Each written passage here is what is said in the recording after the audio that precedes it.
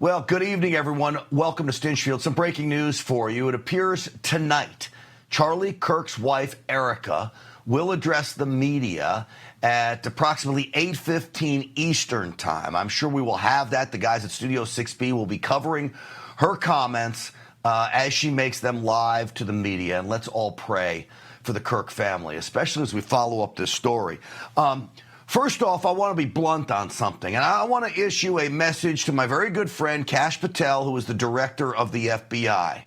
Director Patel, please do not ever let Governor Spencer Cox run another news conference. Do not let the governor of Utah hijack your news conference. What I'm learning about this governor was he was really no fan of Charlie Kirk, no fan of the movement to ban men from women's sports, something Charlie Kirk felt very strongly about. In fact, in 2022, Spencer Cox actually vetoed a bill that would have done just that in Utah, ban men from playing in women's sports. There was a rift between these two, yet he hijacks this news conference in an effort to what? Up his profile? In an effort to one day run for president? You don't do that on the back of Charlie Kirk's death. And the truth is, I needed to hear details about this investigation, what the connections were from this suspect to other groups like Antifa. And we didn't get a lot of that because the FBI wasn't running the press conference. The governor was. He has the audacity to now call for unity when we literally have an investigation going on that I'm not convinced is complete. You are inheriting a country where politics feels like rage. It feels like rage is the only option.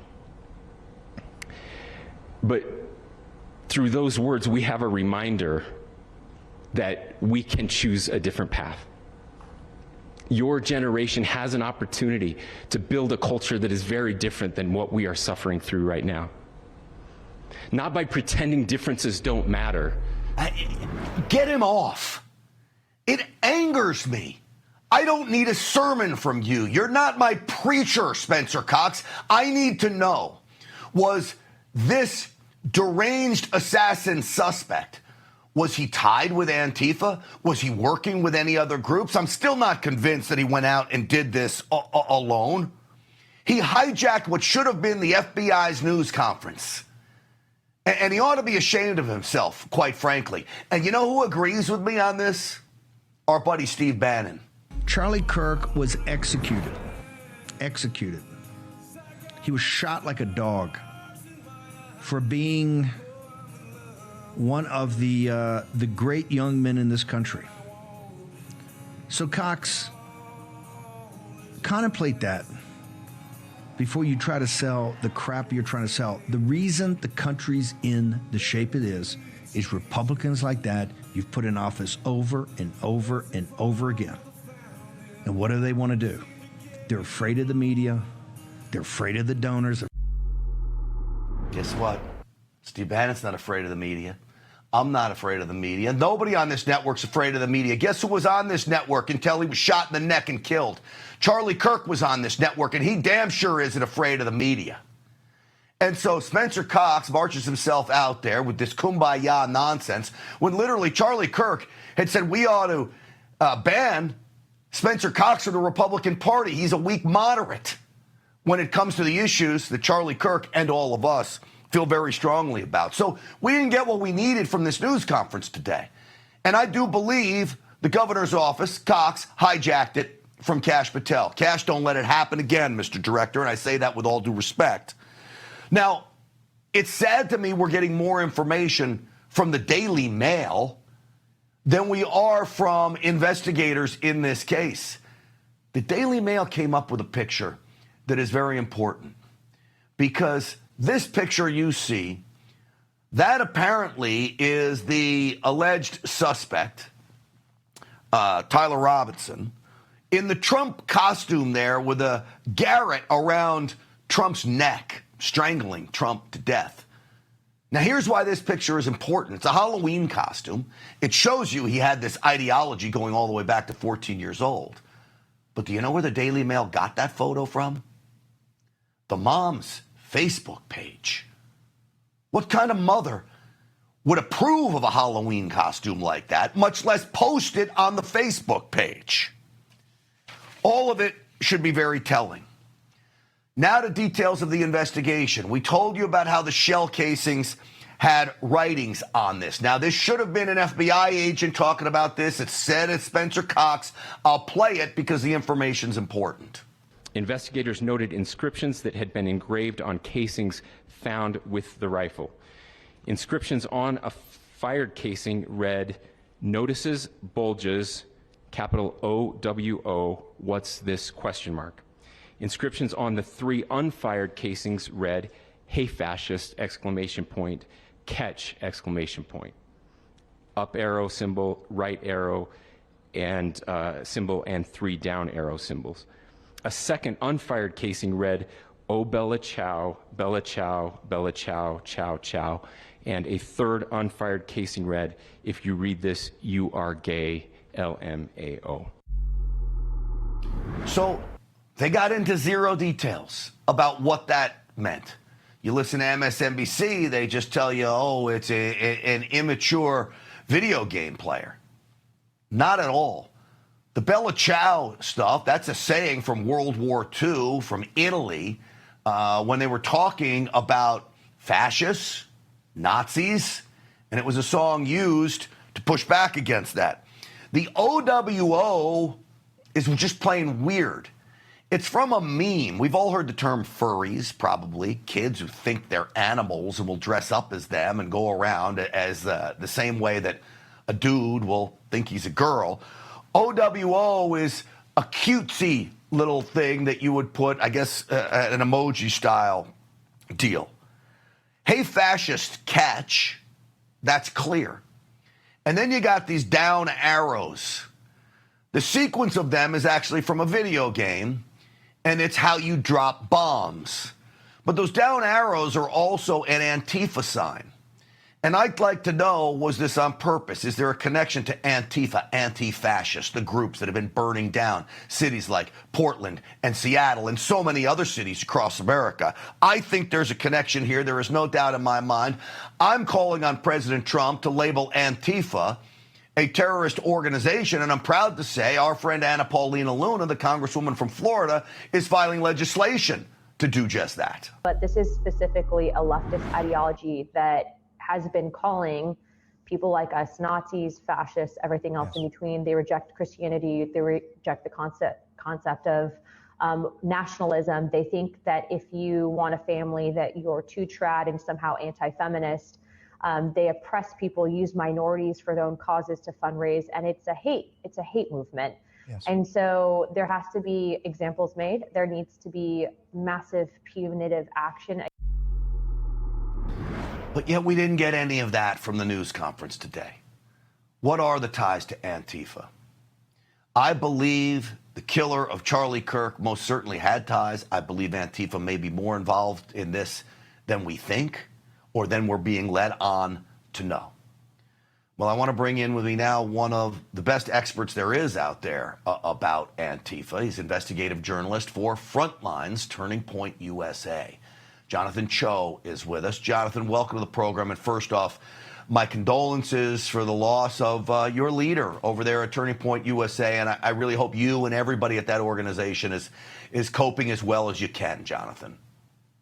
Yeah, there are really no words. We've gone through the whole gamut of emotions: anger, shock, mourning, grief. And at the same time, we all know that Charlie would want us to keep going, that this is not the end of a movement, but just the beginning. And that's what we're going to do as we see the memorials, the vigils in the coming days as well. But back at headquarters in Phoenix and all the different bureaus like the ones here in Seattle, we're going to take the time to mourn our leader, Charlie Kirk. But we know that TPUSA isn't just Charlie Kirk. It's, as the saying now goes, we're all Charlie Kirk, right? The far left thought that they could intimidate us. They could bring fear, but instead it's galvanized people, common sense Americans, millions of Americans who are like, enough is enough. So I'm just privileged to be a part of that now, and to just think about my relationship with Charlie. I mean, my goodness, he loves taking chances on people, journalists, independent journalists who may not be getting the opportunities in mainstream media. And he finds these diamonds in the rough, and he's really given me an opportunity as well. And independent journalists also said that recently as well when he was getting attacked by Antifa. Charlie was one of the early, influencers out there to talk about it and give Andy a platform. So we have nothing but thanks to give to Charlie Kirk. Well, both you and Andy are a couple of those diamonds that you talk about, and we're grateful that you come on this program, and really the family-style partnership that we have here at Real America's Voice with Turning Point USA. But as you said, Charlie would want us to get down to business here. He'd want us talking about this suspect, the alleged shooter. These down arrows, you're an expert on Antifa. Do you think that symbolized anything? Do you think Antifa played a role in this? Your thoughts now, Jonathan, now that you've had a few days to look at this crime. Yeah, well, we've definitely been, hearing the speculation, but so far we're going off of what's come out of this press conference, and the governor talked about those arrows. Problem is, we still haven't seen any photos or videos of those arrows, and as you've kind of laid out, it could be these down arrows from a video game called Hell's Divers, which would indicate the dropping of bombs, or it could be the iron front symbol of the arrows pointing down that were used by the anti-fascists against the Nazis back in World War II. So we really have to see these photos or images first to really make any type of determination. But we believe that there is no doubt that this young man, the suspect, Robinson, he was influenced at the very least by far left ideology and the tactics and the violence of Antifa. When you think about Antifa and what they're capable of doing, the organizations behind the funding of Antifa, how important is it that we find out whether or not this guy had direct ties to them? And if he didn't have direct ties to him, do you think there's any way he was motivated by their rhetoric? Oh, there's no doubt, especially according to the reporting of The Guardian, a story that just broke. One of the reporters interviewed one of Tyler Robinson's high school pals, who said that, out of a family that leaned heavily Republican and were Mormon, Robinson was the one who was always leaning left. And he got radicalized recently, and he was angry about the direction of the country and the politics. And he didn't like Charlie Kirk. This is, again, according to this friend that the Guardian reporter interviewed. And I think it is important to know exactly what motivated Tyler Robinson, because that will determine which direction now the FBI and law enforcement goes. Because as you've noted already, Antifa is a terror organization, but it hasn't been officially deemed one yet. And if it does, that means I think the country law enforcement can put even more resources behind outing the people behind these violent groups. Yeah, I think this has to happen. I don't even think it takes legislation by Paulina Luna. I'm glad she's filed it. But I think the president could do this himself. And I think he should do it right away. And it's a must. I think the national security of this country depends on it. I'll give you the last word, Jonathan. Yeah, look, far-left violence is alive and well, and we're talking about it right now. The rest of the country needs to learn more about it, and mainstream media needs to courageously start looking into it and putting resources into outing the people behind Antifa. Yeah, they sure do. Jonathan Choe, again, our condolences to you and the entire Turning Point USA family. God bless you for coming on today. We appreciate it, and we'll see you again soon, I'm sure.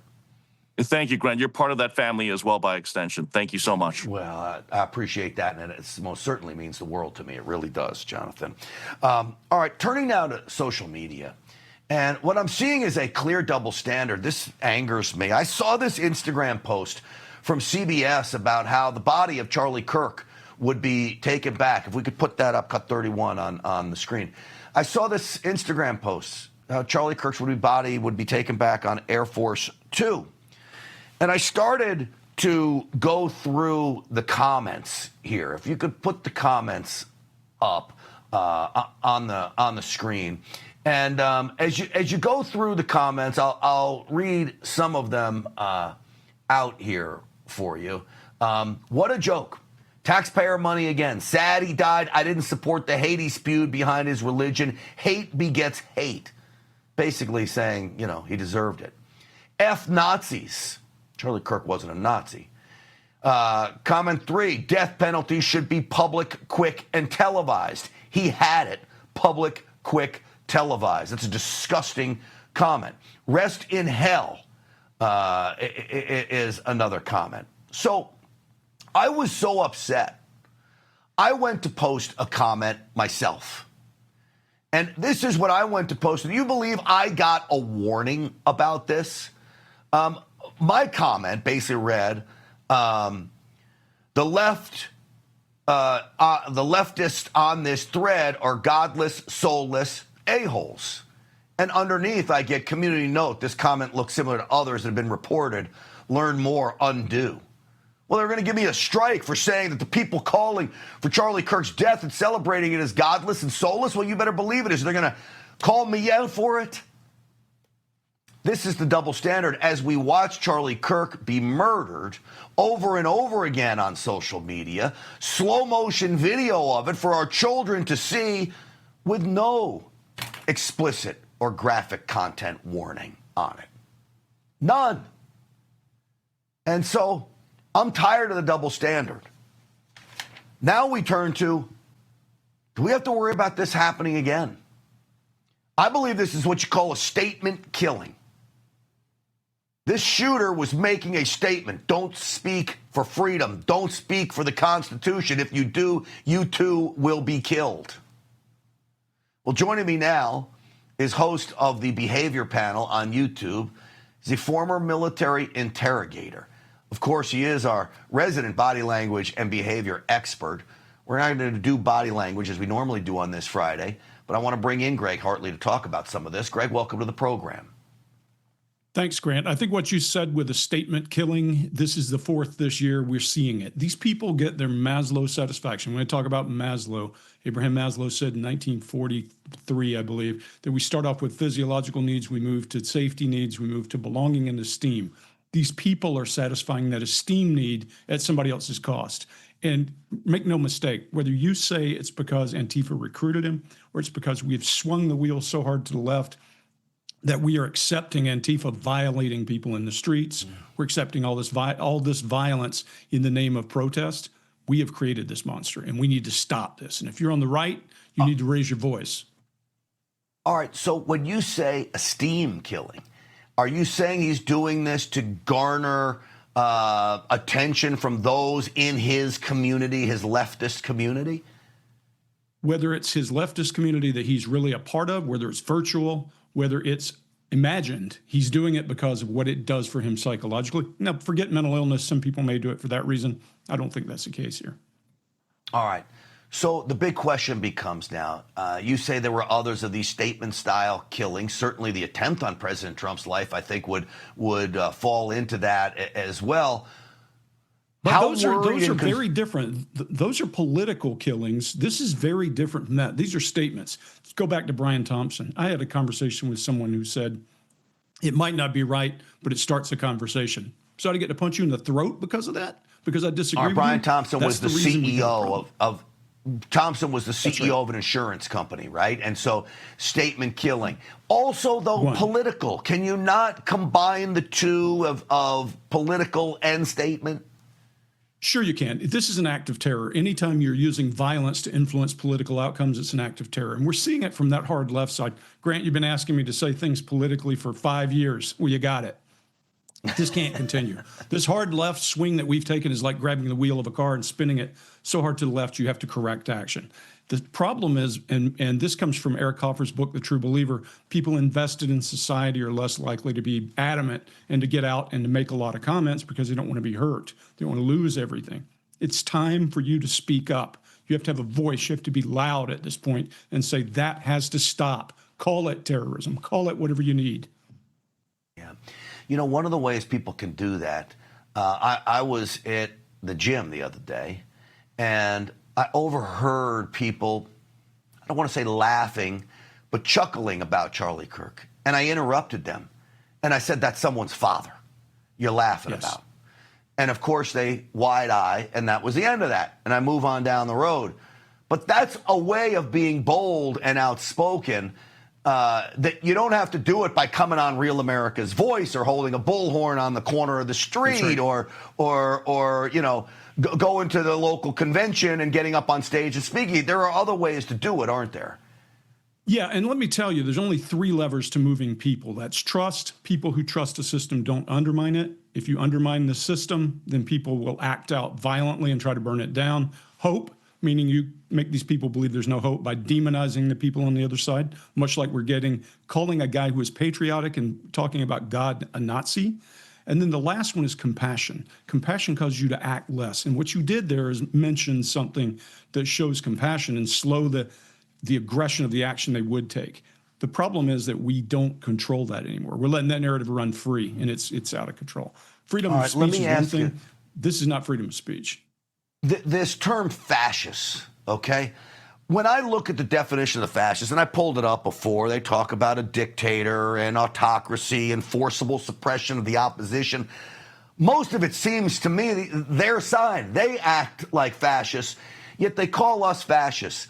This term has been going on against Republicans for decades and decades. Why, Greg? What is their motivation using this terminology?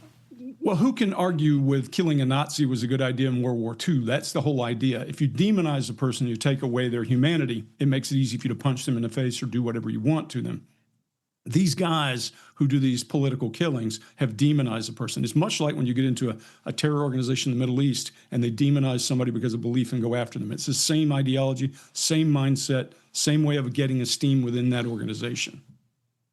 All right. It's fascinating stuff. I guess my last question for you is, does this end?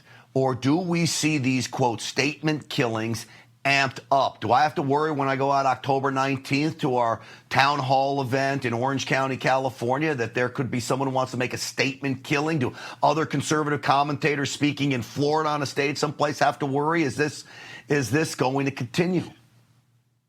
I don't think it gets better, and part of the reason is this. People have this in their hand, and they're communicating back and forth, and you don't ever know what sets a person off to go do this. People are unstable in odd ways, and sometimes they're not insane. They're just unstable and have poor underpinnings, and I think you should be very cautious. I think anybody who is spouting anything you're saying or I'm saying should be very careful. Yeah. Greg Hartley, sorry we have to have a conversation like this. Usually we love our body language segments, but it's an important conversation. And your insight, your military background, intelligence background, interrogator background is so helpful for us as we unpack all of this. So thank you for coming on tonight. Thank you, Grant. Hope next week's happier. Yeah, absolutely. We'll have some fun on Friday night doing our body language segment. Remember, Greg's website is readbodylanguage.com. His YouTube show is, of course, The Behavior Panel. I urge you to watch both of them. So we talked about how Charlie Kirk says he would want us to keep doing what we're doing. Well, I will tell you that we are not going to forget the stories that need to be talked about, the ones the mainstream media is forgetting. Go ahead, guys. Put it up there. Irina Zarutska. That's a story I will not forget.